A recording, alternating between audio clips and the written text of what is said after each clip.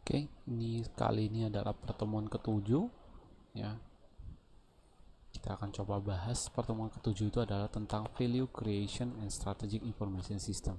Jadi bagaimana membuat bagaimana tahu bahwa muncul sebuah nilai. Jadi kita tahu sistem informasi atau sebuah sistem dalam perusahaan, aplikasi atau apapun yang kita taruh dalam perusahaan atau proses bisnis lainnya, pasti kita harapkan adalah punya manfaat. Manfaat itu adalah value. Nah, bagaimana membuat manfaat tersebut, itu adalah value creation caranya. Dan apa hubungan value dengan strategik? Jadi kalau kita tahu sebuah value, kita mau arahnya kemana, value apa yang mau kita berikan kepada perusahaan, kita sudah mulai langkah strategis apa yang perlu kita lakukan. Khususnya untuk mata kuliah ini adalah value creation yang dihasilkan dari strategic information system, implementasi sebuah sistem informasi yang strategis. Oke. Nah, the analysis of added value, jadi value analisa value added, jadi tambahan manfaat. Nah, seperti itu. Value is formal mechanism ya. Jadi new technology juga bisa memberikan value added. Jadi dulu kita tahu value added itu terhadap produk, tapi sekarang itu value added tidak hanya produk, jasa maupun sistem kerja yang kita buat lebih bagus di dalam internal perusahaan, itu juga memberikan nilai manfaat. Kenapa? Sebenarnya manfaat perusahaan itu hanya dua ya, umumnya, dan sangat tergantung dua. Contohnya tentang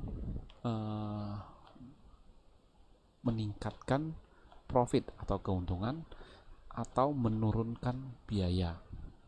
Umumnya value added itu yang yang diinginkan perusahaan umumnya dua ya. Dan umumnya kita kalau bahas apapun ya tentang dua hal itu, tidak jauh dari hal itu. Nah, lalu di sini ada komponen value added. Jadi manfaat itu kita lihat dari beberapa bagian, yaitu supplier opportunity cost.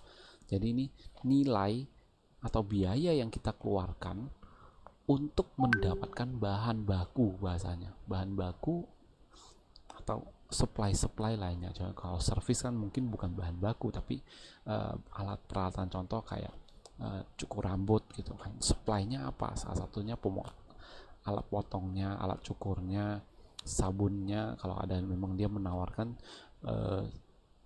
keramas, seperti itu supplier opportunity cost. Nah, kalau untuk produk ya kita nggak cerita pasti antara bahan baku atau bahan setengah jadi ya. Lalu firm cost itu adalah biaya yang memang dikeluarkan oleh perusahaan di luar dari supply opportunity cost. Jadi firm cost itu mungkin biaya operasional perusahaan, tapi di luar dari biaya pembelian bahan baku atau bahan baku atau barang setengah jadi. Nah, CWP itu customer willing to pay. Customer willing to pay itu berbeda dengan price ya. Ingat, customer willing to pay itu beda dengan price. Contoh, sebuah barang, kita bilang barang ini, contohlah kita anggap handphone gitu, handphone merek Apple gitu kan. Nah, kita tahu fungsinya dan segalanya, anggap ini belum muncul harganya dan kita nggak tahu, kita willing to pay berapa untuk barang ini. Contoh, kita kalau untuk dapat fitur seperti ini, kita maunya adalah kita rela beli dengan harga 10 juta contoh. Nah, tapi harga benernya nanti di pasaran bisa saya 12, bisa saya 13, atau bisa saya 9 juta. Tapi customer willing to pay itu adalah hasil riset mereka bahwa konsumen terhadap produk ini sebenarnya rela membayar berapa banyak uang untuk mendapatkan produk tersebut dan fitur-fiturnya. Nah, TVC, total value created ya. Total value created ini, TVC adalah total nilai yang dihasilkan ya. Nanti kita akan lihat ini nilai value itu bisa aja itu totalnya keseluruhan sama, ya. Kita lihat bentar nanti rumusnya ada di sini. Nah ini kira-kira ini rumus logika, saya juga nggak taruh rumus matematikanya, nanti ada di buku. Jadi kalau supply opportunity cost itu sekitar $17, oke, cost customer willing to pay-nya itu $25, oke. Lalu sebenarnya kita ada change total value created itu dari 17 hingga 25 itu sebenarnya $8. Itu total value yang perusahaan itu sanggup buat supaya dia bisa mencapai mencapai suatu nilai di mana konsumen rela membayar seharga nilai tersebut. Nah, lalu itu total value. Jadi kalau ini pembagian contoh nih $17, lalu ada supplier share ya, your firm cost gitu sekitar 18. Oke. Lalu ada harganya ditentukan $22. Nah, jadi untuk perusahaan kamu itu sekitar $4. Lalu untuk coffee shop share-nya itu ya istilahnya $25. Seperti itu. Maksudnya adalah ini mungkin itu adalah perusahaan ini membuat kopi gitu kan, membuat kopi ya, kopinya mungkin udah jadi atau apa, tapi kok di price kalau dia kopinya ini harganya itu cuma 22, tapi dimasukkan ke dalam coffee shop, dijual di coffee shop, konsumen jadi naik gitu, sanggup rela membayar 25, mungkin hanya tambah air panas gitu, itu udah jadi bisa $25. Nah, itu ceritanya seperti itu. Jadi memang SOC, FC, CWP, TVC seperti itu.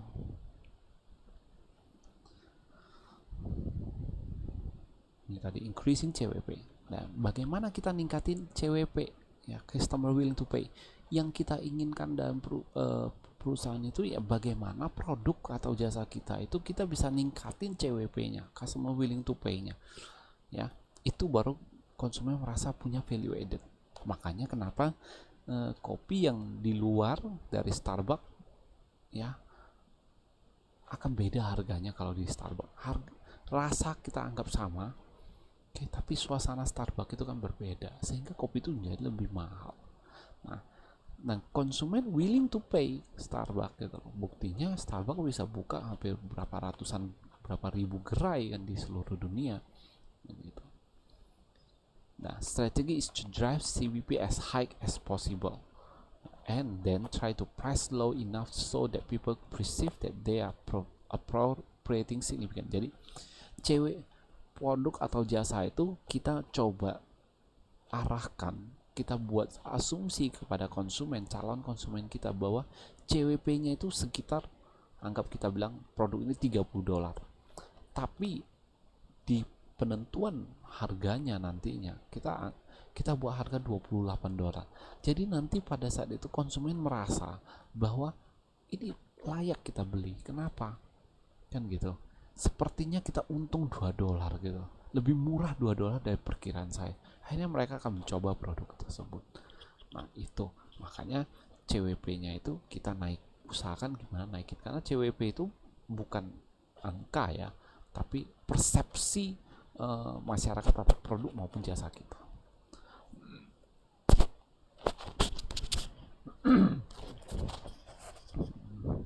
Nah, lalu two ways to create new value ya. Decreasing supply opportunity cost by reducing customer willingness. Jadi value itu ada dua cara.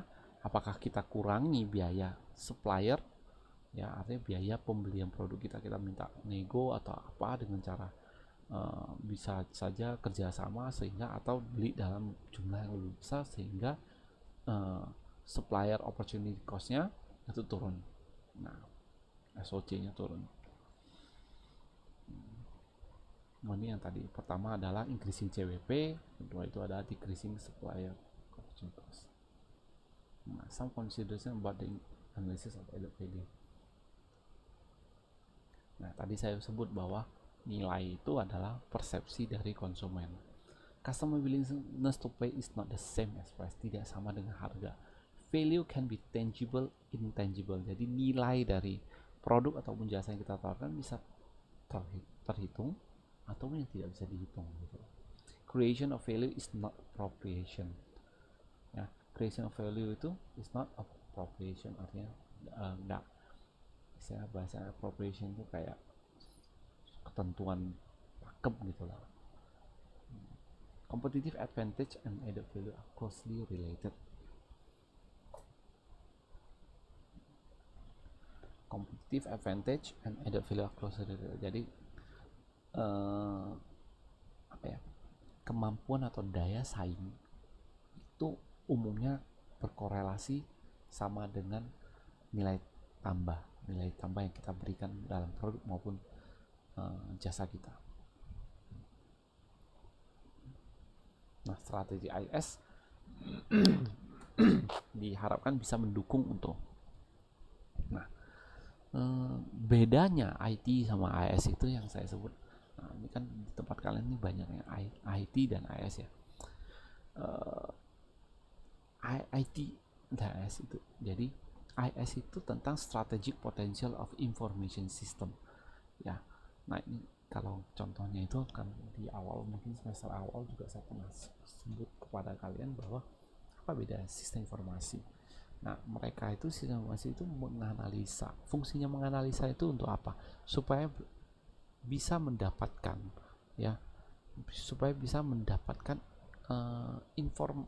strategik, cara-cara strategi, memanfaatkan IT secara strategik untuk bisa mendorong manfaat kepada perusahaan.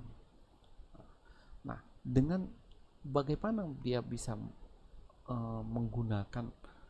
menganalisa information teknologinya itu kan, ya dia harus mengerti minimal IT-nya ya, walaupun nggak ngerti sampai sedalam itu, tapi dia the role that information technology plays dia harus tahu. Dia contoh nih, orang IS itu minimal WiFi tahu lah untuk apa. Nah, apa beda WiFi dengan router? Dia tahu bedanya ini gitu loh, kalau router fungsinya ini. Nah, lalu ditanya lagi, apa beda WiFi dengan modem? Ngerti, modem itu dia melalui suatu koneksi untuk bisa ke jaringan provider. Nah, modem itu umumnya adalah menggunakan radio kan gitu. Radionya mana? Radio komunikasi gitu, seperti telecommunication provider ya, melalui itu modem. Nah, kalau WiFi sendiri bukan. WiFi itu adalah modul yang mana memungkinkan jaringan wireless seperti itu.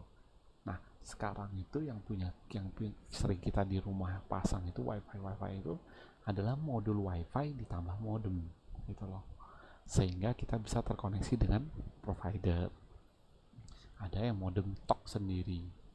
Nah, kalau modem TOC sendiri dia nggak punya kemampuan jaringan nirkabel, dia nggak punya antena. Nah, dulu di awal itu adalah modem, dia nggak ada fitur WiFi-nya, bahasanya kayak gitu. Nah, orang-orang AS itu dia nggak harus tahu bagaimana buat ini, nggak perlu terlalu mendalam seperti itu. Dia hanya perlu tahu the role, fungsinya untuk apa, supaya dia bisa menentukan bahwa nanti strategiknya menggunakan ini gitu. Nah, diharapkan bahwa juga IS itu bisa menghindari perusahaan dalam sisi investment IT yang asal-asalan gitu, sehingga apakah teknologi yang dibeli yang terbaru itu selalu terbaik buat perusahaan? Enggak gitu. Karena kenapa? Teknologi yang paling baru, paling canggih itu juga memakan biaya yang tinggi, belum tentu memberikan manfaat yang setimpal untuk perusahaan. Bisa saja teknologi yang nggak usah tinggi, mungkin generasi 2 atau 3 generasi sebelumnya dipakai itu juga sebenarnya udah maksimal dan harganya kan juga nggak mahal gitu loh. Daripada kita ambil generasi terakhir, ya harganya berlipat-lipat kan, seperti itu. Nah, value-nya sama gitu. Nah, as component of information system. Jadi IT itu dianggap adalah, information technology itu dianggap adalah bagian dari information system. Nah, kalau saya coba mengingat kembali, merefresh bahwa information system itu umumnya terdiri dari 4 ya komponen penting ya, yaitu software, hardware. Ya, software, hardware, ada yang bagi lagi jaringan itu saya anggap dia ada hardware lah. Software, hardware, lalu udah itu prosedur dan people. Empat inilah yang, nah IT itu di bagian mana? IT itu banyak software dan hardware. Nah, tapi kalau prosedur dan people itu urusannya IS. Kenapa? IS itu yang coba mengsinergikan empat-empatnya ini menjadi sebuah sistem yang memang cocok bagi perusahaan untuk dijalankan. How to perform added value. Nah, bagaimana supaya bisa buat added value? Ya, tentukan bahwa inisiatif kita mau kemana, understand what if entails. Jadi tentukan kita maunya arahnya kemana nih, lalu kita cari pembanding, itu the comparison ya. Lalu kita cari pembanding, contoh, oh kita mau edit value yang seperti ini, A, B, C, D, E, contoh saja. Gojek itu kan perusahaannya itu adalah bagaimana supaya orang bisa naik ojek transport gitu kan, hanya alat transportasi. Tapi sekarang ya, transportasi online berubah kemana arahnya? Ke arah delivery ya kan? Selain transportation, dia berubah ke arah delivery, dan banyak lagi aplikasi yang memberikan kemampuan bayar tagihan, billing. Nah, ada lagi go medical. Nah, jadi aplikasi Gojek itu sekarang juga added value-nya selain transportation banyak gitu ya, apa delivery atau apa. Sekarang kita merasa delivery sudah semakin gampang. Nah, lalu 3, estimate customer willing to pay. Jangan lupa, kita udah tahu comparison, kita arahnya, kita mau tahu bahwa kalau itu jadi, kira-kira konsumen mau bayar berapa untuk produk atau jasa kita, seperti itu. Lalu estimate supplier opportunity cost, mengestimasi cost yang kita bakal bayar untuk menghasilkan added value tersebut. Nah, lalu adalah mengestimasi added value-nya sampai mana yang bisa kita usahakan dengan beberapa informasi 1, 2, 3, 4 yang sebelumnya. Jadi dengan itu mungkin kita, kalau kita 1, 2, 3, 4 ini kita udah dapat informasinya lebih jelas, kita kadang pas proses kelima itu tahu, oh rupanya nambah ini. Sama kayak aplikasi Gojek sudah hampir banyak orang yang pakai gitu, kita sebutkan banyak orang pakai. Apa yang selanjutnya? Orang merasa kenapa ya nggak bisa bayar tagihannya lewat HP ini. Akhirnya adanya fitur bayar tagihan listrik, air, dan beberapa tagihan lainnya seperti itu. Added value-nya diberikan ya.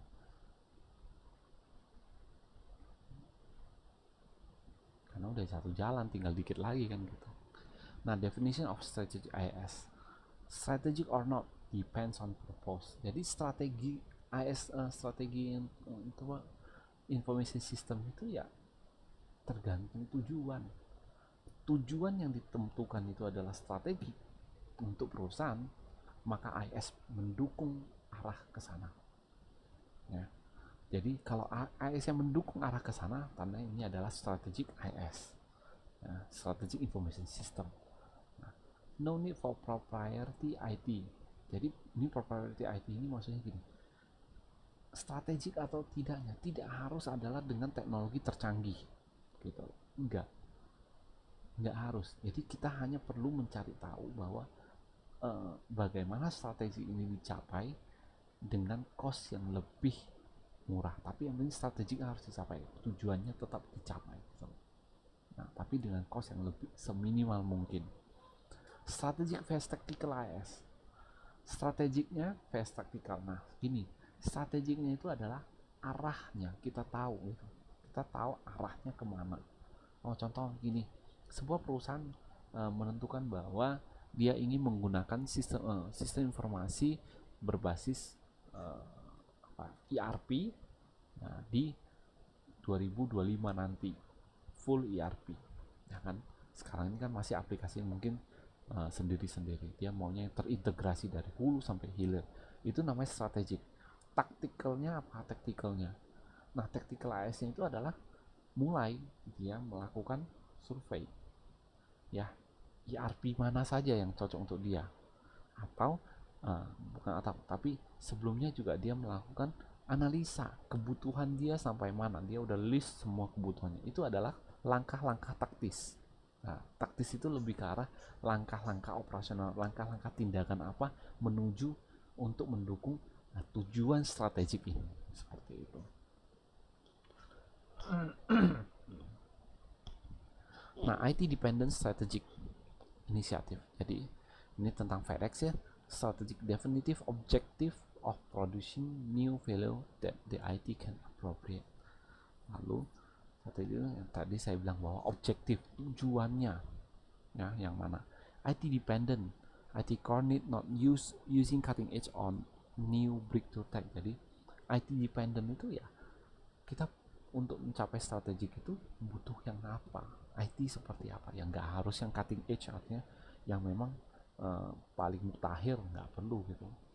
Nah, lalu IT dependent strategic initiative not IT investment, focus on as a whole. Jadi IT dependent strategic initiative bukan berarti kita harus memikirkan invest IT yang tentang investasi IT, wah yang penting beli yang keren-keren atau yang penting kita ada lah nih alat, bukan, tapi mulai bagaimana merencanakan supaya information system itu as a whole, bagaimana keseluruhan itu mendapatkan manfaatnya ya, not on IT investment isolation. Jadi bukan berarti di sini beli yang keren enggak. Nah, FedEx itu seperti itu. Jadi FedEx itu dulunya dia mulai pamornya naik itu karena dia menggunakan statistik, tapi dia juga bukan menggunakan teknologi termutakhir, enggak. Dia pada saat pengiriman, jadi orang dulu mengirim barang, orang sering nelpon ke FedEx, sampai mana barang saya sekarang. Hanya FedEx customer service-nya kan sibuk nih, tiap hari nerima pertanyaan hampir sama. Hanya FedEx kan hanya adanya internet ya, FedEx menemukan cara. Internet juga udah mulai booming kan, FedEx punya cara, inisiatif gitu. Kenapa nggak orang bisa buka sendiri lihat?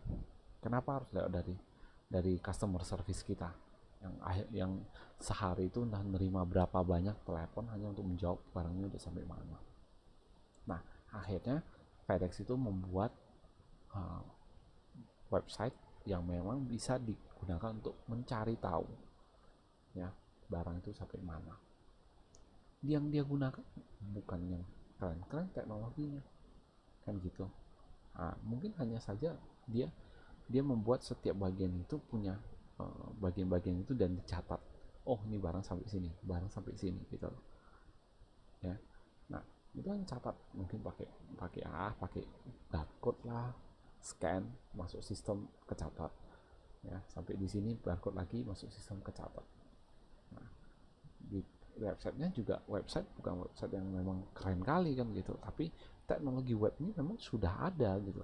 Sebelum FedEx punya inisiatif itu, teknologi web juga udah ada, hanya FedEx memanfaatkan itu, akhirnya dia memang menjadi besar gara-gara itu, dan dia juga bisa menghemat biaya customer service-nya. Jadi customer service-nya mulai menurun, dia mulai kurangi banyak gitu, nggak perlu lagi karena semua orang udah bisa buka lewat website seperti itu. Oke, untuk pertemuan 7 kali ini sampai di sini ya, semoga apa yang saya sharingkan bisa bermanfaat. Terima kasih.